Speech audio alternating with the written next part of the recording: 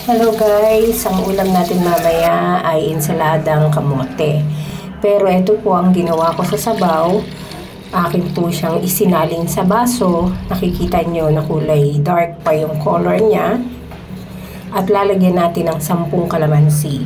1 kalahating baso po yan na tubig na pinakuluan ko doon sa dahon ng kamote. So yan, nalagyan ko po siya ng kalamansi at gagawin ko po siyang kamote juice. Dahon ng kamote juice. So, ayan, 10. At mapapansin nyo po na habang nilalagyan ko ng kalamansi, nag-iiba na po yung kulay niya. Medyo nagla-light siya. Na kanina, compare kanina, ay medyo dark. So, yan na po. Medyo pink na ngayon. Kung meron po kayong honey, mas maganda na ilagay nyo dyan ay honey. Tapos, lagyan natin ng ice cube. Or ilagay nyo muna sa ref para medyo lumamig. At pagkalagay ng ice cube, hindi ko po siya nilagyan ng sugar na iba kasi wala akong honey. Gumamit po ako ng stevia kasi medyo mataas ang sugar ko.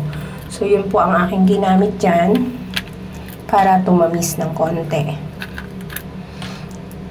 Yan po, meron na tayong ito na yung kamote ng kamote juice. Yung katas ng dahon niya. So, hindi po natin itinapon at ginawa natin juice na gawa sa kamote.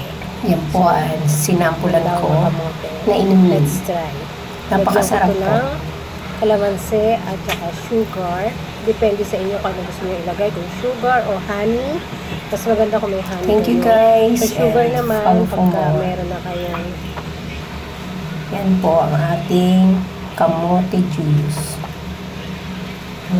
Sabaw lagyan nyo rin ng ice dahon ng kamote na pinagkuluan. So, maraming salamat guys. Follow for more.